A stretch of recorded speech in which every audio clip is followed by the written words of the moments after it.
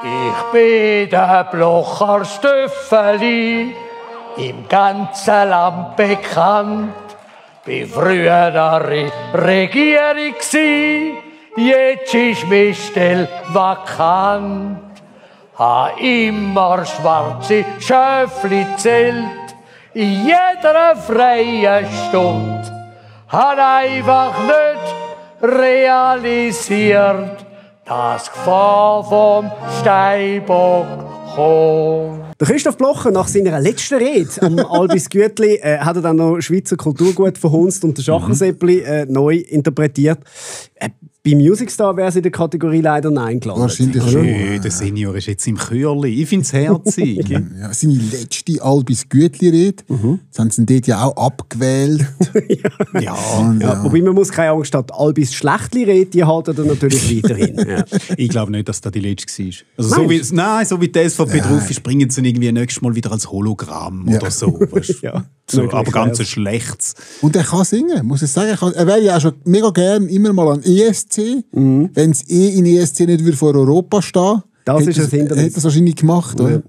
Der Schachersäppli, was lustigerweise wirklich das fälschestmögliche Lied ist zum Singen von ihm. Es geht ja um einen armen Mann, der dann am Schluss sagt, ja, ist ja eigentlich gleich, wenn du arm bist. Im Himmel hat ja sowieso niemand mehr etwas. Genau. Ist schon ein bisschen lustig, wenn er das singt. Ja. Anyway, komm, wir gehen rein.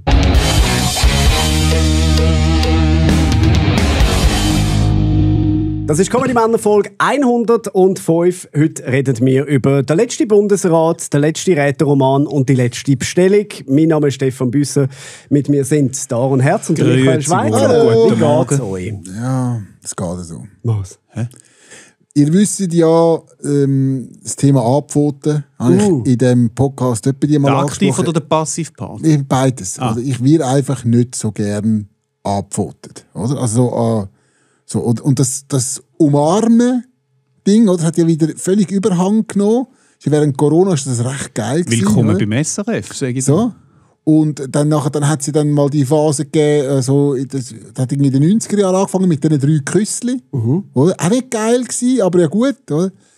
Und jetzt nimmt das Umarmen, das nimmt wieder massiv Überhand. Oder? Und seit ich da tiefer eintauche in unsere Produktion von Late Night Switzerland, oder? Die das nur Umarmer. Also, vielleicht, weil ich das Team ausgewählt habe. Das ist wirklich, also zum Beispiel die Band, oder? Die umarmt auch einfach mal in einem Gespräch rein. Was heißt, irgendetwas Schönes wirst du gerade umarmt. Ich möchte nicht umarmt werden. Okay. Also weißt du, es ist so... Wir können das in die Arbeitsverträge schreiben, wenn du willst. Also versteh mich nicht falsch. Ich finde schon, es gibt schon Menschen, die ich umarme, aber so, oder? Wenn ich irgendjemanden jetzt wirklich gut mag und lange nicht mehr gesehen habe, dann gibt es wie einen Grund, oder? Aber jetzt einfach permanent die Umarmerei, hoi, ja, und so. Ich kann nicht einfach sagen, hoi, oder? Zum Beispiel in Grindelwald, wo ich ja viel bin, oder? Die Einheimischen dort, die geben sich nicht mal die Hand. Die schauen sich nur an. Wow. Sagen moin, moin. Und das langt. Und das ist aber gut so. Das könnte man weltweit so einführen.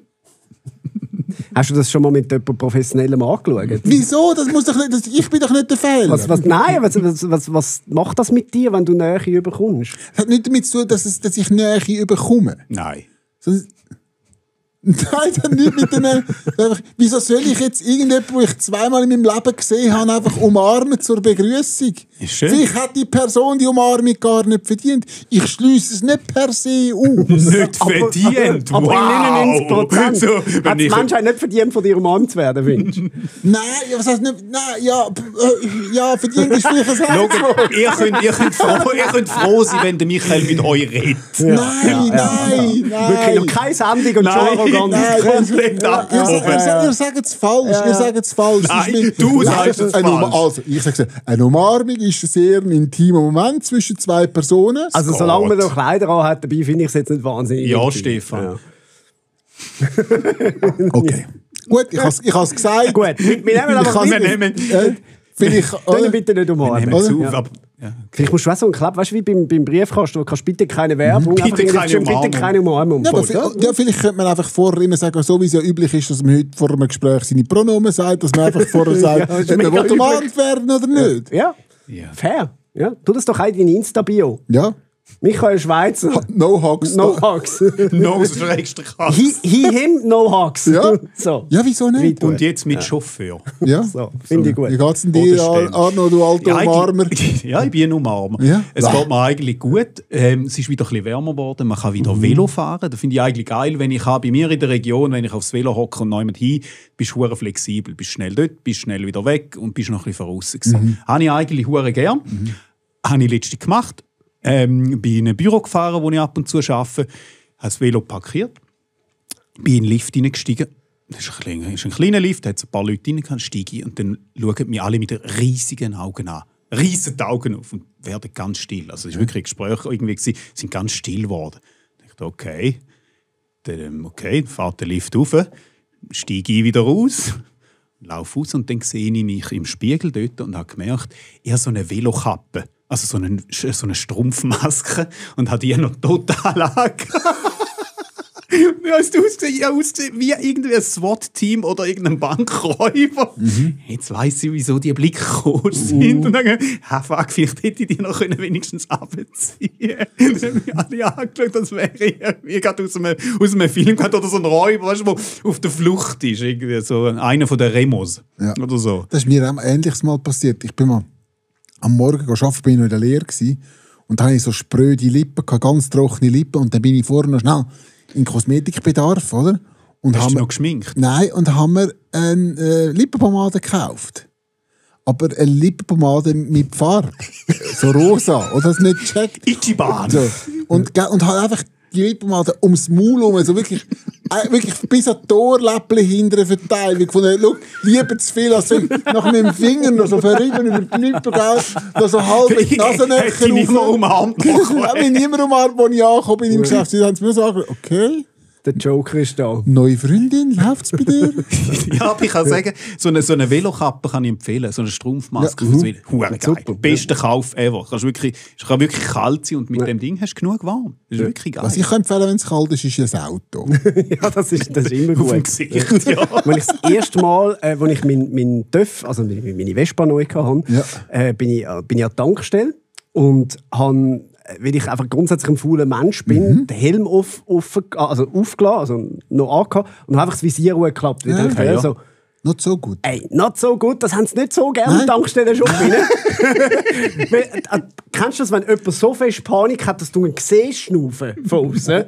Die ist da gestanden, wirklich, die hat Panik bekommen. Und ich gar nicht gecheckt. Und sie so, können Sie den Helm abziehen? Und ich so, ja, aber ich tue nur schnell zahlen. Trotzdem. Und dann haben sie abgezogen und gesagt, es tut mir leid, es ist Überfall passieren scheinbar dann so. Also, ich kann es so weit gar nicht überlegen, aber dann auch leid. Aber ist sie nicht noch mehr verschrocken, wo der Helm Die Maske bitte auch noch anziehen. Wie geht's denn dir? Ja, Stefan, wie geht's dir? Mir geht's ganz schlecht. Ich muss mich demaskieren, wenn wir gerade beim Thema sind. Ich muss es passiert jetzt etwas, was mir massiv unangenehm ist. Ich hatte vorher jemandem gesagt, soll ich das so machen und erzählen?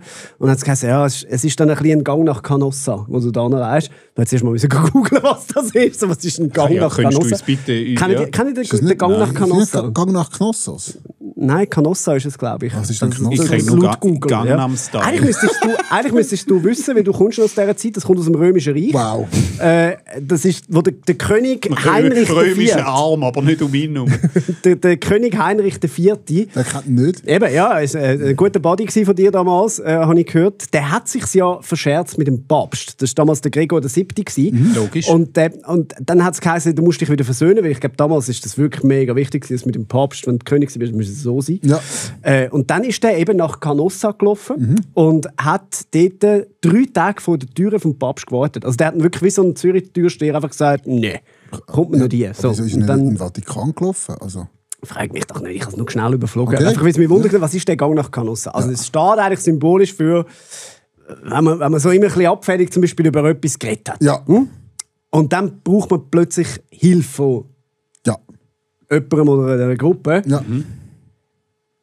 Reden wir über das Thema Guckenmusik. Ihr mögt euch erinnern, Ja. Vielleicht habe ich in diesem Podcast 1-2 Mal, aber wirklich nur am Rand, gesagt, dass ich jetzt Guckenmusik nicht mega gut finde. Eben, gehst du dir auch nicht so ich habe das Gefühl, oder? Also, die Medien haben es ein bisschen ja, aufgeblasen. Aber ja, wenn, dann also, liebevoll. Eben, da habe ich eigentlich habe ich immer Liebevoll. durch die Blume sagen, ich finde Du Gucken hast schon mega immer gesagt, geil. es sind die schönsten Leute. Ja, eigentlich. und auch, Im dass Privat. dass sie Der ja sehr Büsser hat gut das gesagt. spielen. Ja. Ja. Und dass sie ja sehr gut Musik machen. Ja. Absolut. Ja. Jetzt ist es so, wir bräuchten für am 11. Februar, Ja, das ist ein Sonntag, bräuchten wir einen Gucken, der gute Musik... Oh Gott, ich bringe es fast nicht... Einen Gucken, der gute Musik macht. so, du musst es du musst schon ehrlich sagen, wenn du willst, dass ich einen Gucken melden. So nützt Also, es nichts. formulieren wir es anders. Ich habe bis jetzt nicht geglaubt, dass ein Gucken es fertig bringt, auch nur einen Refrain einigermaßen anständig zu spielen. Das stimmt uns Wenn ihr zu denen gehört, die mir in DMs geleitet sind in den letzten 2 Jahren, um mir Videos zu schicken, um zu beweisen, dass es so ist, Ja. dass ihr wunderbare Musik macht, dann kommt jetzt die Gelegenheit, das auch tatsächlich zu beweisen. Wir brauchen für den 11. Februar einen Gucken, und zwar wirklich nur in einer kleinen Formation. Also es langt 4 bis 6 Leute, wo Instrumente, wo Instrumente können spielen. Also, Du machst es nicht besser! die dürfen sich bei mir. Ich glaube immer noch nicht ganz daran, dass es das gibt. Ich sage es ganz ehrlich. Ich glaube nicht, dass man jemanden findet. Aber wenn ihr ein Gucken sind, der am 11. Februar irgendwie am Nachmittag bis in den frühen Abend in der Zeit hat, dann meldet euch bitte bei mir per DM. Ich kann wirklich nicht fassen, dass ich das sage. Meldet euch bitte bei mir per DM. Schickt mir doch ein Video von euren Gucken. Es müssen einfach 4 bis 6 Leute Nur Zeit 6 haben. 6 Maximum. Und besteht aus was? Aber das ist nicht einmal das 20. Ja, nein, aber wir haben nicht Platz für 20 in dem Studio. Das ist das Problem. Du Ja, musst noch aber sagen, du sagst- was aber- passiert am 11. Februar? Nein, das bleibt eine Überraschung. Aber ich kann nur so nein, viel mehr so sagen. der Rahmen. Ja, aber Stefan, wenn du sagst, ich brauche eine Fußballmannschaft, aber es hat nur 3 Leute Platz, dann kommst du keine Fußballmannschaft über. Nein, aber auch die 3 Besten. Das würde dann schon lange.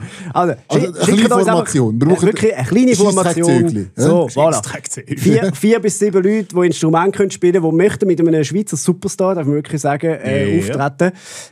Dann meldet euch bitte bei mir per DM. Aber 8 Leute würden auch gehen. 8 Leute würden Dann auch machen wir gehen. nichts. Und, Sagen wir 10. Ja, oder so. Und kommen etwas über einen Bonus oder so? Berühmtheit. Berühmtheit. Okay. Das ist viel. Weil ich sage das wegen dem Bonus natürlich nicht, vielleicht eine mega schöne Überleitung machen. Hey, also Michael, das ist die schönste Überleitung mit dem Danke Podcast. Darf ich dich umarmen? Nein! Handgeist ist jetzt völlig okay gewesen. Okay, Handgeist ist völlig Du bist okay. überbeißt, Ja. jetzt tut er überleiten. Nein, weil Credit Suisse hat ja wieder mal ein bisschen die Macht's immer noch Schlagzeilen News, gewesen. hä? Machen immer noch News, oder? Weil jetzt ist ja letztes Jahr ist nicht so gut gelaufen, muss man sagen. Die UBS hat Credit Milde. Suisse übernommen. Und jetzt hat aber das Portal Tipping Point heisst, hat verkündet, es sieht danach aus, dass die Chance sehr gross sei, dass Credit Suisse trotz allem Bonus auszahlen. Boni werden ausgezahlt, oder? Also das ist jetzt das, was über diskutiert. Und also ich finde das okay, weil das Gettino hat ja damals auch noch einen Bonus bekommen, oder, wo er das Kreuzfahrtschiff Auf alle Fälle. auf die Sandbank geleitet hat. Oder? Ja, schau, es gilt die alte Bankerregel. Wenn du eine gute Leistung lieferst, gibt es einen fetten Bonus. Jawohl. Wenn nicht, au! Ja. Fair. Ist auch fair, wie man Ihnen ja beim Vorstellungsgespräch gesagt hat. Schau, wir haben einen relativ hohen Grundlohn, ja, Ja. aber als Ausgleich dafür gibt es dann auch einen leistungsunabhängigen Bonus. Voilà. Und man darf nicht vergessen, oder Boni sind in Bankerkreisen, das ist etwas völlig Normales, oder? Ja. Also, wenn man sich zum Beispiel in der Weihnachtszeit und man sich gegenseitig Boni wichteln, oder wenn du jetzt irgendwie, sagen wir mal, bist 4 Wochen in der Ferien zurück gewesen, kommst zurück, dann haben die Kollegen so Boni auf den Pult gelegt und so als Begrüßung. Ganz Das ist wichtig, wenn du normal. Geburtstag hast, Ja. bringst du Boni mit. Logisch. Das ist normal, oder? Das ist unanständig, Ja. wenn du Voilà. einfach kennst. Voilà. Oder? Ja, und wenn einer geht, dann nachher geht so heimlich einer mit einem Kuvert rum und sammelt noch ein bisschen Boni für den. Ja. Und so. Genau. Oder weißt du, wenn zum Beispiel so ein Firmenfest ist oder so, dann bleiben dann mal Boni liegen zu Abend, oder? Dann kannst du sie am Morgen dann am Empfang abholen, dann habt ihr so eine Kiste her mit Boni, schüttelt so die Kiste, welches ist deine? Ja, der Schweizer können zum Beispiel so Boni einmal testen. Hä? Ja. Ich bin wieder mal unterwegs gewesen. Ich sollte dringend So, mal unterwegs mal sein. auf so eine Boni-Fühlung anschauen. Ja. Ja, finde ich auch, ja. Gut, da geht es jetzt um die verbliebenen CS-Mitarbeitenden, oder? Das ist ja so ein bisschen wie, wenn du eine Medaille bekommst als Kriegsveteran. Ja. Ja, also, okay, eine von der weltgrößten Banken ist nicht mehr, oder? Ist Konkurs gegangen, aber sonst ist das Jahr ja ganz okay gelaufen. Nicht? Also, Ja, nein, das ist natürlich Quatsch. Es ist ja auch kein Bonus. Es ist in dem Sinne eine Abwrackprämie. Oder? Ja, das stimmt. Aber der wird ja dann in CS-Aktien ausgezahlt, oder? Das ist der Nachteil. Alles Gute an der Börse. Ja. Vielleicht können Sie auch mit Filmrecht noch mal ein bisschen etwas einholen. Bonnie and Clyde wäre zum Beispiel Wow. Bonnie und Clyde. Ja, wie finden wir das? Ja, es hat einfach ein... Ich verstehe es aus Bankersicht, die haben da wahrscheinlich vertraglich so zugesichert. Die CS hat ja an und für sich auch gut gearbeitet. Finanziell ist es ja dieser Bank an und für sich gut gegangen. Es war auch ein psychologischer Effekt, dass dann alle Kunden das Geld abgezogen haben. So, die haben im Prinzip, ich sage, gut gearbeitet ist ein Ding. Strategisch vielleicht jetzt nicht so ganz die fettesten Boni abziehen. Es hat einfach ein... Hat jetzt meinen Hund Der Hund hat knurrt. Man hat das, glaube ich, nicht gehört, Nein. aber irgendetwas sieht sie, wo ihr nicht passt. Sie ist da auch in Lurstellung vor gewesen. Was siehst du? Hä? Ein Banker? Ist ein Banker? Ist ein Banker. Siehst du einen Banker mit Boni? Hol den Boni! Hol den Boni! Hä? Wo ist der Boni? Hä? Wo ist der Boni? Ich denke dir, sie schauen, das hat sie bleiben. Ganz so. Solange man es noch nicht geschmeckt ist, okay. Wäre wichtig, dass sie umarmt. Ja. Wow. Also, es ist nicht so gut gelaufen. Du kannst jetzt das Nein, nicht finde ich schön... jetzt auch Nein, nicht. aber die Bank hat an und für sich nicht schlecht. Also weißt du, sie haben gut geschafft. Es hat einfach ein... Nein, sie haben nicht gut geschafft. Ja, die Leitung nicht, aber die Ja. Leute vielleicht schon. Es Eben, hat das ist ja einfach immer das Gemeine, der oder? bitter Nachgeschmack ist einfach, dass du einfach das Gefühl hast, die Banken müssen keine Risiken eingehen. Also der Staat rettet die, wenn die Bank abtätscht, die Mitarbeiter sind sicher, die kommen ihre Boni sowieso über. Ist einfach nicht geiles Zeichen an alle anderen, wo Risiken eingehen, irgendwie Unternehmer, die wirklich Risiken eingehen und dann nichts dafür überkommen. Ja, eben, wie du richtig sagst, das ist ja am Schluss auch eine Vertragsfrage, was da drin gestanden ist. Und es gibt halt auch einen Teil, wo eben Lohnbestandteil ist. Also wie halt ein fixer Lohnbestandteil, hat teilweise auch steuerliche Gründe etc. Also beim oberen Management stört es mich, weil das sind die Strategie tatsächlich versaut haben. Wenn Mitarbeiter, die jetzt einfach wirklich ihren Job gemacht haben, so wie sie ihn erfüllen müssen, dass die in dem Sinne ihren Bonus bekommen, da kann ich mich jetzt ehrlich gesagt wenig aufregen. Also, Okay. Ja, aber kontrovers war ja nicht nur die CS, also die Boni, sondern auch, wir kennen den, der Ueli. Der Ueli Maurer hat wieder mal für Kontroversen gesorgt. Er war da bei einem Internetsender, Hoch 2 TV, und hat sich dort wieder mal kontrovers geäußert. Das mal zu der Pandemie. Er hat noch etwas zu der Pandemie gewusst, zum sagen. Ja, er ist jetzt so der hässige alte Mann, der jetzt nicht zum Fenster rausmotzt, sondern zum Bildschirm raus. Hoch 2 TV. Ja. Also, so heisst es an Hoch 2 TV. Quark im Quadrat wäre passender gewesen. Aber so inhaltlich. Ich stelle mir so den Ueli vor, wenn so die Anfrage kommt. Also, Ueli, da kommt eine Anfrage. Willst du zum Interview zu Hoch 2 TV? Oh ja, da habe ich sehr Lust. Nein, schau, wir können froh sein, geht gut mal ein bisschen unter Leute. So zum Coiffeur, zum Arzt, die Studio von Hoch 2 TV. Das ist doch gut, wenn sie ein bisschen unterwegs sind, oder? Ja, vielleicht sollten wir aber auch von dem Hoch 2 TV-Ross aber nicht zu fest runterschauen, weil man weiss nie, nach der Halbjährungsinitiative vielleicht läuft der Podcast nachher auf Hoch 2 TV. Dann ist es noch aber Wurzel, Ja, alles möglich. Wurzel TV. Die haben keinen richtigen Fernsehsender, wenn es TV heisst. Es ist mehr so ein bisschen Fernsehen gespielt. Oder andere spielen Modelleisenbahn und Ueli und seine Freunde spielen Fernsehen. Die spielen TV nicht. Fix. Aber fix. Nein, aber ich meine, so nach der Pensionierung ist es schwierig. Oder? Der Ueli hat jetzt hier einfach ein schönes Hobby gefunden. Er spielt jetzt den Politiksimulator. Ja. Hast du den auch schon gespielt, Stefan? Nein, bis jetzt nicht gespielt. In real time? Nein, bis jetzt nicht. Aber es ist ja schon lustig. Eben, andere Rentner legen sich Hobbys zu, wie irgendwie Modelleisenbahn fahren.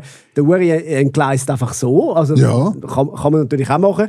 Und ist einfach, also, ich finde es für einen ehemaligen Bundesrat, der ja jederzeit kann in wirklich renommierten Formaten und Interviews auftreten, sich da irgendwie auf dem Internetsender hergeben für ein Interview mit dem Philipp Gut. Ein bestelltes Interview, muss man noch sagen. Also das ist jetzt wirklich einfach Stichwort gewesen, damit er können sagen, was er so denkt. Ja. Das ist ja lustig, immer die zum Beispiel der SRG vorwerfen, das ist viel zu wenig kritisch, sind die unkritischsten Interviews machen. Ja. Also, das ist nicht gut gelaufen. Der Philipp Gut ist ein Fleisch gewordener Prompter eigentlich. Ja, wirklich. Nein, es ist so peinlich, wirklich.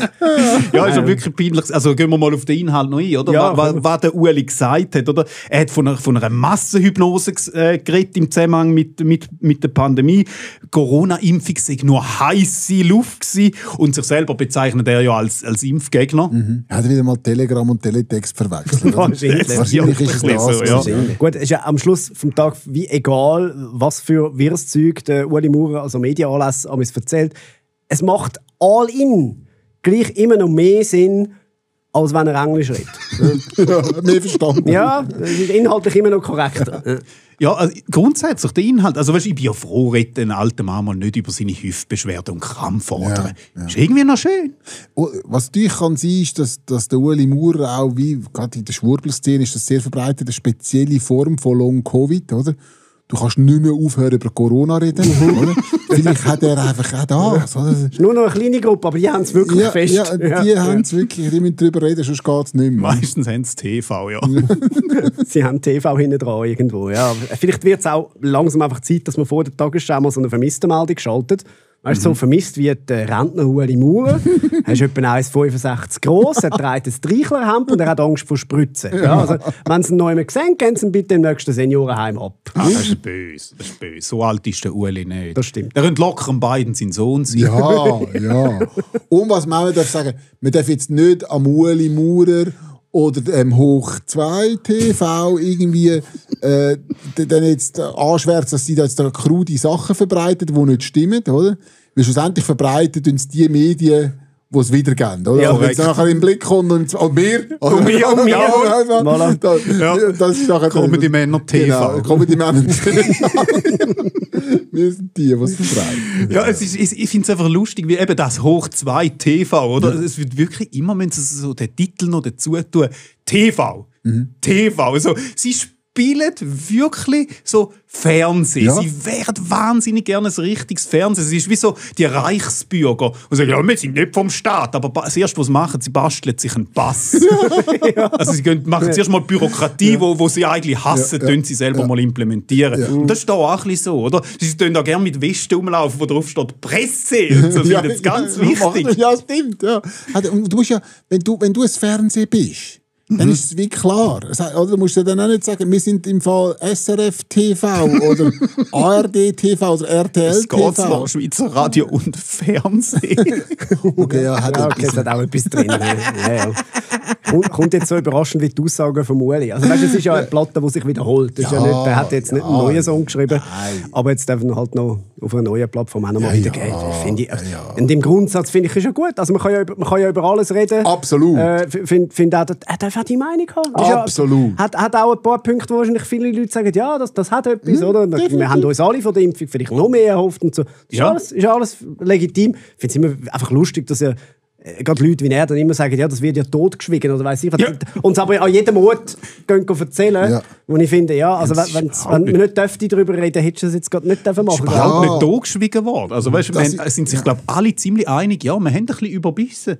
Inklusive Im Nachhinein ist das natürlich einfach zu sagen. Und man hat es nicht gewusst, dann ist es so halt. Nicht gewusst, voilà. Oder? Und das ist der Punkt, oder? Wenn jetzt im Nachhinein betrachtet, würde ich sagen, okay, ja, hätten wir vielleicht da und da etwas geändert oder das nicht so und so gemacht. Aber das ist mega einfach, als wenn du in dieser Situation steckst, oder? Ja. Und Verantwortung hast und jetzt alle schauen auf dich und sagen, mach mal etwas. Ja, oder? Und so Konsequenzen sind nicht so schlimm. Es ist jetzt nicht so, dass man irgendwie gesagt hat, wir verbrennen alle Rothörigen oder so etwas. Ja, also, weißt, das kommt immer darauf an. Ja, aber so ja, natürlich ist aber im Vergleich jetzt historisch, muss man sagen, ja gut, es ist jetzt nicht so schlimm. Als die letzte Pandemie kam, ist es wahrscheinlich schlimmer ausgegangen. Wahrscheinlich so. Ja, aber es sind so viele Faktoren, die dann da auch vermischt werden. Ich glaube, da muss man immer ein bisschen präzise sein. Aber ich muss das Thema nicht nochmal neu aufrollen. Schade. Die thematisches Long-Covid haben, die würden gerne ein bisschen länger darüber reden. Ihr findet diesen Kanal wahrscheinlich auch das TV hinten dran. Wir reden aber über das andere TV, das grosse, wo ja auch wir drauf laufen, SRF. Ja. Zeigt die rätoromanische Serie L'Ultime Romansch. Ich hoffe, ich habe es richtig ausgesprochen. Im Zentrum von dieser neuen rätoromanischen Serie steht Familie Durisch, Besitzerin und Betreiberin vom grössten Medienhaus in Graubünden. Es geht also um eine Familie. Oder anders gesagt, alle Rätoromane. Ja, eine fiktionale Serie, oder? Vom RTR heisst er, oder? Ist es RTR, was läuft? Also, wo das produziert wahrscheinlich. Also, Ja, bei mir ist also, auch SRF mit gestanden, aber aber einfach eine retromanische Serie. Oder? So. Man kann davon ausgehen, sie ist selbsttragend. Ziemlich sicher. Ja. Eher nicht. Ja, es hat wahrscheinlich einen Berg von Fördergeldern gegeben. Oder wie man im Engadin sagt, der Pitzstutz. Das ist der hinter dem Bündel, gell? Bündel, ja. Nein, so begrüßen sich einmal auf dem Set von der retromanischen Serie am Morgen so Bindel zusammen. Bündel. Das grösste Medienhaus dort. Also, das ist irgendwie ein bisschen weird. Das ist irgendwie ein Vereinshäftchen von den Schwoler Jäger. Und es ist irgendwie der Präsident und sein Drucker. Oder? So, Stimmt. Ja. meinst du? Aber es ist eigentlich lustig, das Filmprojekt. Oder? Da ist eine subventionierte Minderheit in einer subventionierten Branche. Das ist faktisch ein Kreislauf, der aber rinnt. Ja, schon ein Weißt bisschen. du? Fehlen nur noch das Papuren, oder? Also Statisten. Ja. Gut, also, im Grundsatz finde ich ja richtig, oder, dass man so eine bedrohte Minderheit mal in Szene setzt. Ja. Also ich meine jetzt Medienunternehmen. Ja. Und dann Ja. die Handlung. Oder? Das ist die Familie Durisch, die das Medienunternehmen hat. Oder? Und dann kommt ein böser Medienunternehmer aus Zürich, der Schimanski, oder? Ja. Und versucht eine Konzession wegzunehmen. Oder? Das ist aber fiktiv. Das ist alles. fiktiv. Ja, Das ist total fiktiv. Der Schimanski ist erfunden. Oder? Und der wird dann präventiv abgeschossen. Ja, auf jeden Fall. Ja, auf jeden Fall. Ja. Nein, es geht schon um die Jagd, aber einfach um die Jagd auf Konzession und Fördergelder. Ja. Und es gibt eine einzige Sexszene. Also 2 umarmen sich, oder? Weil alles andere wäre Inzest, oder? Das ist klar. Und Das schaust du dann aber wieder. Ja, ne? das schaust du. Schauen tue ich gerne. Einfach selber machen schwierig. Okay. Ob es passt oder nicht, es gibt zu 100% eine Verfolgungsjagd. Ja, die fahren dort oben einfach verdammt gut Auto. musst du zeigen. Das ist gleich, das musst du zeigen, das ist zeigen. Kulturgut. Ja. Tele Zürich schlägt ja zurück, habe ich gehört. Sie produzieren jetzt eine Serie über eine Zürcher Familie, die am Jütliberg den Wolf jagt. Ich finde den Titel ein bisschen schwierig. L'ultim Romansch ist ein bisschen gestabig und so. Ich finde, ein anderer wäre besser gewesen. So fast eine Familie. So. Aber wie heisst das? L'ultim Romansch? Oder Ultim. Wir können es verifizieren, oder? Ja, dürfen wir schnell hinter die Kamera Die fragen? Regie fragen. Die Regie. Wie spricht man es dann aus? L'ultim Romansch. Ja. Das ist auch wieder falsch gewesen. Sagt unsere Quote, sagt man Romanerin, wie sagt man? Rumänin. Rumänien, ja, Unsere das ist es sicher. Quote-Romulanerin sagt Ultim Romansch, wenn es nicht so schlecht gesagt. Ja. Ja, das ist ganz gemein. Ja, ich finde es irgendwie geil, ich finde das Romanische find ich irgendwie lustig. Ja. Wenn irgendwann auskäme, die haben die Sprache einfach wirklich nur erfunden. Komm, wir zocken fix den Staat ab. Wir tun einfach alle so die gleichen. Ja. Könnt ihr, das wäre lustig, ja. Könnt ihr das romanisches Wort? Ja, Bundi, oder? Da muss man ja sagen, wenn man... Ja, jetzt, ja. Es ist, glaube ich, wie heißt es? Gara Spectaturs. Ist, glaube ich, liebe Zuschauende. Ah, ja, genau. Weißt du zwar nicht, ob die schon gendern im Rätoromanischen? Wahrscheinlich Zuschauer. Ja. So, Ein Vollidiom, ja. Ich weiss das Wort Sack. Skarnutz. Das finde ich lustig. Skarnutz. Ein Skarnutz. Also der, den du im Laden überkommst, Ich oder der, weiss der es mit nicht. dir Ich weiss mitweist? nicht. ich finde es eben eine geile Sprache. Es ist lustig. Ja. Es tönt einfach saumässig lustig. Es gibt 2 Sprachen, die ich noch lernen will. Jawohl. Deutsch und... Was- Wow. Nein, Spanisch. Spanisch zuerst. Und Rätoromanisch. Jawohl. Das sind die 2, die ich auch gerne noch lernen will. Ja, geh doch mal ein halbes Jahr Ja, auf Mailand oder wann so. soll ich das auch noch machen? Ein halbes Jahr auf Kannst du mal- Sprachaufenthalt in der Schule. Das wäre lustig. Das wäre wirklich noch Nein, lustig. aber es gibt sicher, weißt Als du... Au-pair arbeiten. Ja, also das ist ein bisschen als Au-pair in der Schule. Können wir Serie drüber Am machen? Skilift. Geh anbügeln. Der Zürcher Medienunternehmer. Bundi. Wie sagt man? Dort wird so viel geredet, weißt du? Ja, du musst natürlich in einen Ort gehen, weißt, wo wirklich romanisch permanent geredet wird. Ja, ja. Das muss ein kleines Kaff sein, weit oben. Dort, wo es eigentlich wo es gar kein Deutsch bekommt. Auch die können Deutsch. Das ist einfach immer, wenn jemand vom Bund kommt. Grosses Schauspiel. Grosses Schauspiel, ja. Wo sie auch kein Deutsch mehr können. Auch wieder eine sensationelle Überleitung, muss man sagen. Wirklich. Ich denke, du nimmst Schauspiel. Ich habe dir einen angelegt. Du hast den Entschuldigung. Penalty nicht verwertet. Penalty! Wir reden über GC. Ja, was ist das für ein Folge? Der Grasshopper Club Zürich ist ja unter chinesischer Führung die letzten paar Jahre, oder? Scheint's, ja. Jetzt hat er einen Chinesen verkauft, oder? Und zwar an FC Los Angeles. Ja. Nein, Los Angeles FC, ja. FC, jawohl. Und jetzt haben wir also Amerikaner, die das GC besitzen. Bin ich gespannt, was jetzt daraus wird. Oder? Man sagt ja jetzt der FC Hollywood, oder? Weil es Los Angeles ist. Jawohl. Jetzt ist so Method Acting, müssen sie so einführen. Weißt du, so, sie müssen sich jetzt richtig so reinhängen in ein Leben von einem guten Fußballer. Ja. Müssen sie das aufsaugen. Ja, müssen zum Training, müssen sie Sie Lies begleiten- Glasberg, wie sagen wir, Theaterschule, oder? Oh, schöne Schwalbe. Oder? Ja, oder für einen Match, für einen ganz besonderen, oder? Was vielleicht der Match vom Leben ist, nehmen sie dann mal mega viel zu. Ja. Das halt dazu. Oh, ja, und wenn es wirklich gut läuft, oder? Dann bauen die vielleicht in Zürich ein richtiges Fußballstudio. Das wäre ein Traum. Wir sagen, sie haben noch darüber Studio zu haben. abgestimmt. Was auch gemunkelt wird, ist, dass GC nicht mehr auf Rasen spielt jetzt dann, oder? Sondern auf rotem Teppich. Ja. Und, oder, wie sie jetzt auch ein bisschen ein FC Hollywood sind, natürlich jetzt noch im Schweizer Rahmen, sind jetzt natürlich der FC Hollywood von der Schweiz, werden natürlich auch die Fragen bei den Spielerinterviews nachher angepasst, oder? Das heisst nicht mehr, wie ist gelaufen, was hat der Trainer gesagt, sondern die erste Frage wird jetzt immer sein, was treibst du heute? Der Chef Baltermir. Der Chef Baltermir fragt, muss, was treibst du? muss jetzt noch Modelabels Wer prüfen. begleitet dich? Ja, und der Schiri pfeift nicht mehr an. Oder? Der Schiri sagt, und Action. Ja. Ja, und dann hörst du so Spieler, die sagen, ja, ich schiesse meine Goal nicht selber. Ich habe ein Stürmerdouble. Ja. Ich habe ein Stürmerdouble. Die ganz Härten schiessen sie eben selber. Aha, ja, gut, das stimmt. Logisch. Das stimmt. Es Die ist Besten. Michael Schweizer vom Ich Fußball. habe extra gelernt, Fußball spielen, um nachher bei GC Fußball spielen. Ja. Weißt du? Ja, ich muss ja sagen, als GC-Fan, es tut mir ja weh, wenn ich das muss sagen, aber es sieht im Moment ja nicht danach aus, als gäbe es einen zweiten Stern auf dem Liebli oder einen weiteren Stern auf dem Liebli. Ja. Vielleicht gibt es dafür einen auf dem Walk of Fame. Das wäre möglich. Das könnte Der ist sein. erreichbar jetzt. Ja, und jetzt ist Hollywood angesagt. Das müssen wir schon sehen. Oder? Jetzt wird in jedem Spiel wird jetzt mindestens jemand sterben oder sich jemand verlieben. Gleichzeitig. Gleichzeitig, ja. Heute Stefan sollte nicht mehr ins Stadion gehen, glaube ich. So kurz vor dem Spiel, ja, vielleicht verliebst du dich. Ja. Ja. Ja, jetzt hat es so ein bisschen Hollywood, Kino, oder? Grosses Kino. Jetzt immer vor einem Match gehen so langsam die Lichter runter. Ja. Gibt aber auch schlechte News. Das heisst, ein Fußballmatch dauert jetzt neu auch 2,5 Stunden und vorher läuft eine halbe Stunde Werbung. Ja, außer es ist der Director's Cut, dann sind es etwa 4 Stunden. Aber gibt es natürlich jetzt die Chance, einen Oscar zu gewinnen, oder? Für die beste Nebenrolle in der Super League. Gut, die neuen Besitzer kaufen ja nicht 100%, die haben 96,5% vom Club gekauft, oder? Oder wie damals ihrer Maßeinheit sagen, 12 1/3 Fuß.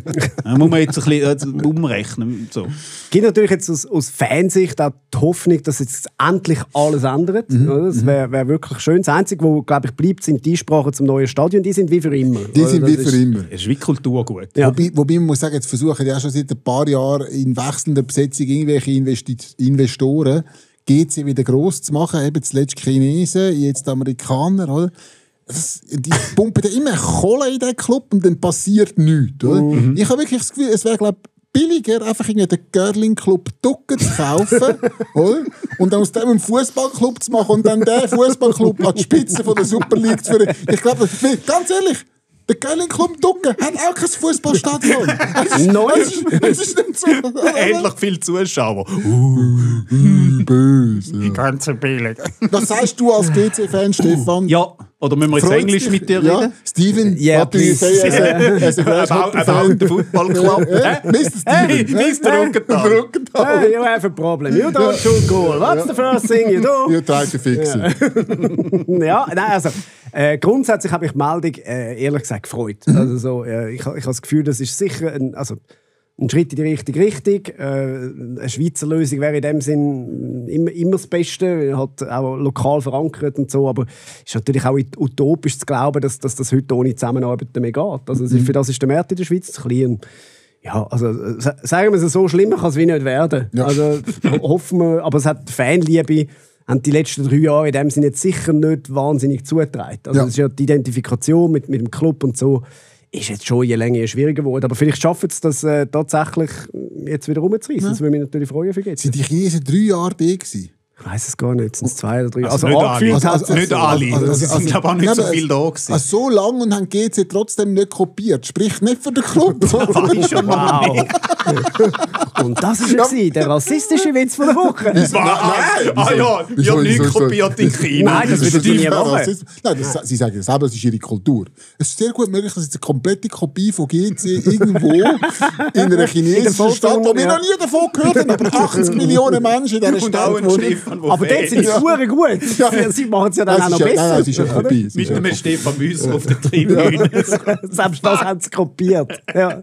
Extra Podcast müssen erfinden für das. Es gibt ein österreichisches Dorf, das wirklich bis auf jeden Ziegel kopiert hat. Wirklich? Ja. Aber das ist ja schon fast eine Ehrerbietung, oder? Ja, die Sprache ist auch im Emmental ein Thema, oder? Nicht nur bei GC. Ja. Nicht Englisch, aber das Berndeutsch, oder? Da ist eine Kundin ist völlig schockiert, wo sie im Emmental in ein Restaurant gegangen ist und dann hat sie dort eine angesprochen und hat nicht, wie im Berndeutsch üblich, ist bei euch alles in Ordnung? Ja. Hat sie gesagt, ist bei Ihnen. Nein! Ist bei Ihnen. Was? Alles in Ordnung. Dieser Frau ist verschreckt gerade den Labradorbraten zum Maul ausgehalten.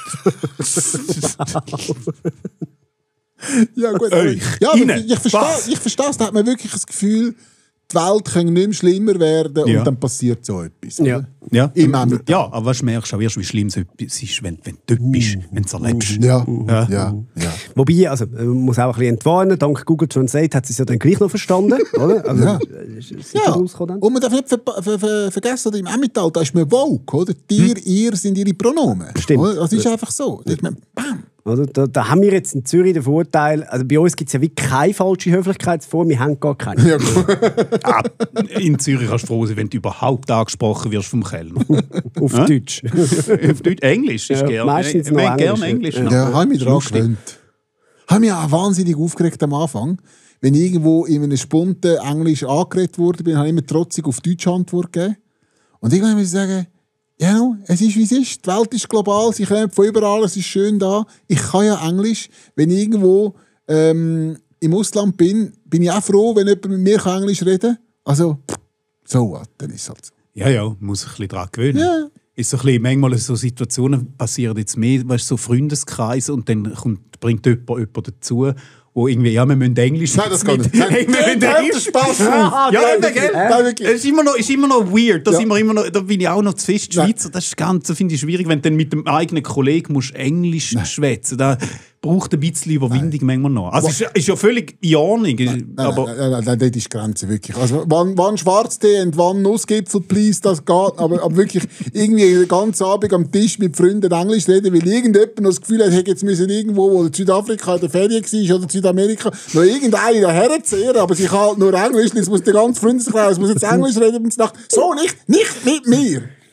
Also, ist mega anstrengend, bin ich bei dir. Andererseits finde ich, also, wenn die Person dieser Person wichtig ist, Ja, dann ja, finde ja. ich auch, dann mache ich das. Doch, ich habe ja meine Freunde gern. Ja, Also, natürlich hast du recht. Natürlich ja, hast du nein, recht. wichtig ist es. Aber es ist so ein bisschen, braucht ein bisschen Überwindung im ersten Moment. Ja, ich mache mal auch mit. Hauptsächlich wird nicht umarmt. Eben, jetzt gerade sagen, bei mir ist so, ab dann, wo ich einen Menschen umarme, Ja. ist mir sein Wohl und das Wohl von seinem Gast wichtig, oder? Ja. Also bei mir eigentlich alle. Ja, okay. Nein, natürlich rede ich ja dann auch Mr. Köppel. Mr. Köppel, ein bisschen Englisch mit den Leuten. Ja, man schämt sich halt, weil man einfach merkt, wie limitiert das man ist, oder? Ja, vielleicht, aber auch einfach mit dem Kollegen. Finde ich, das ist so weird, wenn du mit dem Kollegen Ja, das Englisch stimmt, ja. redest. Ja, aber das ist so ein Studentending, oder? Ab einem gewissen Alter macht man das nicht mehr, oder? Du lernst auch einfach niemanden Genau. kennen. Ja, das ist so. Das ist so. Ja, aber du bist auch nicht bereit für Veränderungen. Ja, Nein. das ist Nein, neue Freundschaften. Ja, Also, studiert habe ich ja nie, aber eine Zeit lang habe ich schon mit Studenten abgehangen, wenn da irgend so ein Erasmus-Dude gekommen ist, dann hast du halt mit dem ein bisschen Englisch geredet,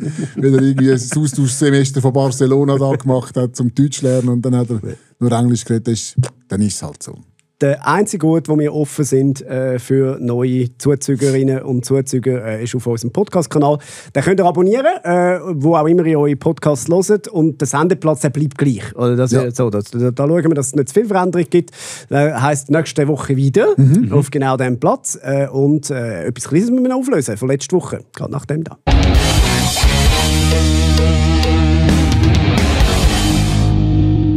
Und zwar haben wir ja eine Umfrage gemacht Ja. auf Spotify, hat Michael uns erklärt. Das Tool, wo man hat können, nachher eine Frage reinstellen und ihr habt können antworten. Nein, Haben wir da Resultate? nein, Du hast das aufgesetzt, oder? aufgesetzt? Das Ihr habe habt- ich vergessen. Was hast du Nein, das können wir vergessen? nicht machen. Also, was hat Ich habe die Umfrage nicht gemacht. Wieso nicht? Ich hätte die Umfrage in Spotify reinpflegen, oder? Ja. Eben, das habe ich vergessen. Verarschst du uns jetzt? Nein, Jetzt hast du gesagt, da hat so gut geklappt im Pub. ja, das funktioniert. Ja! Da sieht man, wo du dein Herz hast. Oh, nein! Nein, euch darf man so nicht sagen, zwei ja. umarmen ja, aber Tina und der geht. Marc umarmen Wenn er nie. den Lachspulli hat, schon. Ja gut, ja. Dann schon. Dann kannst du nicht widerstehen. Ja, das stimmt. Ja, gestern Der nochmal. Tina. Aber wenn wir dann die Umfrage nachholen, oder wie machen wir Aber ich das? kann es euch sagen. Was ist zur Auswahl gestanden? Also über welches Tabuthema wollt ihr unbedingt Okay, reden? ja, Haben wir ja sag gesagt, schnell. am Arbeitsplatz. Sex und Beziehung, 12%? Oh, jetzt musst du aber anfangen zu rechnen, Kollege. So, ja. Jetzt- Hören wir mal weiter. Ja, So, kein Problem. Achtung. Lästern über Kollegen, 10%? persönliche Finanzen.